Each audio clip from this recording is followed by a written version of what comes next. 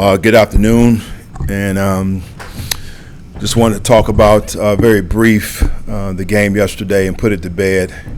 As I mentioned last night, we didn't play up to our expectations, not the standard that we're used to, and I was very disappointed, as so were they.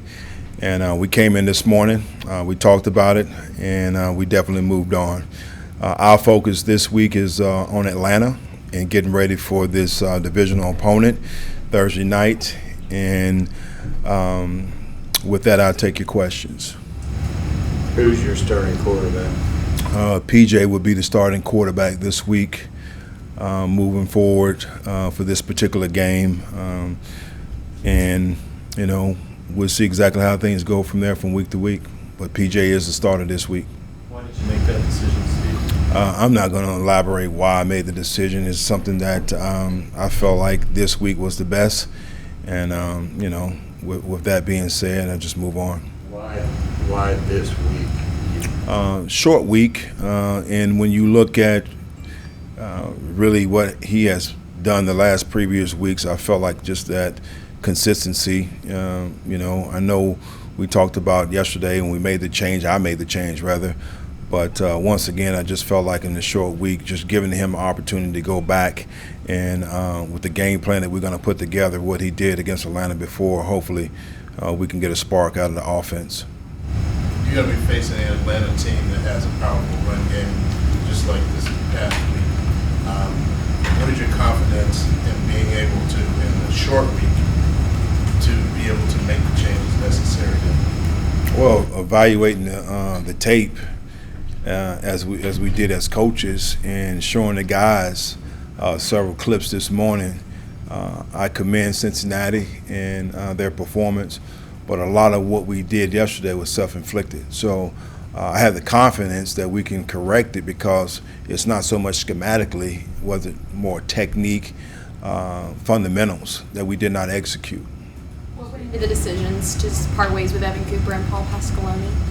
I just felt like over a period of time, I've been evaluating everyone, players and coaches. So it wasn't a knee-jerk reaction from yesterday. It's just something that I felt like we needed to change, and that's what I did. I wish both of those individuals nothing but the best. Why those particular two spots? It's not so much, again, those particular two spots. I've been evaluating everyone, coaches, players, and once again, I just felt like that position, those positions needed a change. What's going to be the backup this week? What's the long term? Baker will be the backup this week, yes. What is the long term for Baker? What's the state of Baker? How did he handle this game? I'm not going to get into, you know, the state of how guys handle certain situations. We talked as men. And, you know, I told him exactly what I thought. And I would say that Baker's a competitor, just like Sam. They all want to start, they all want to play. So I know he's going to continue to be a pro as he's been. Is there enough room in the quarterback room to keep all three of these guys, or you think you're going to make a move on You know, them? right now we have no ambitions or conversations about trying to move anyone. Going back to yesterday for a bit, you were able to get Amari Barno, Brandon Smith for the game, some young guys. What do you see out of them? Obviously, they came in because the game got out of hand. What do you see out of those guys on tape? It was good for those guys to be able to come in and get some quality reps in a game. We're constantly still trying to develop these young guys. We feel real good about those guys. There's a reason why we drafted them.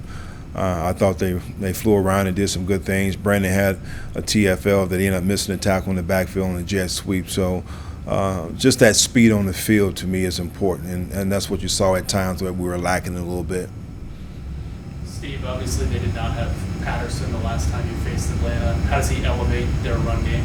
I think he's a dynamic player, run game, as well as in the kicking game where he initially establishes his reputation and name in this league. So he's definitely going to create a spark for them, and as someone already alluded to, we got to do a great job stopping the run this week. You have been very adamant, Steve, about this and about tanking. You said it, I think, at least 2 different times. what would your reaction be when folks see what PJ did yesterday with the 0.0 and he's still the starting quarterback? I would say probably trust the process and trust my decision making. That's what I would tell them. And once again, we all have bad games. PJ wasn't the only one.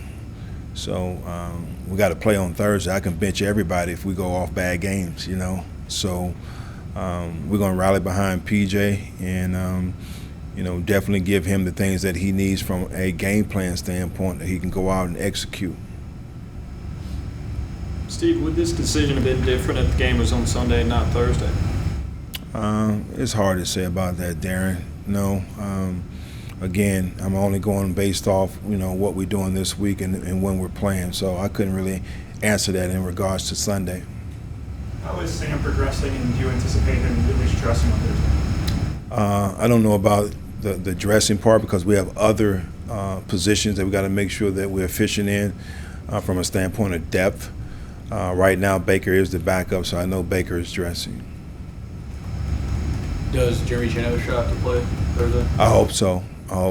You know, he has progressed a lot in the last couple of weeks, and he's eager to play. My thing is with a short week and not really having a full load of practice and him not being able to put pads on, I'm going to be very cautious in making sure I make the right decision. All right, guys, I appreciate it. Thank you.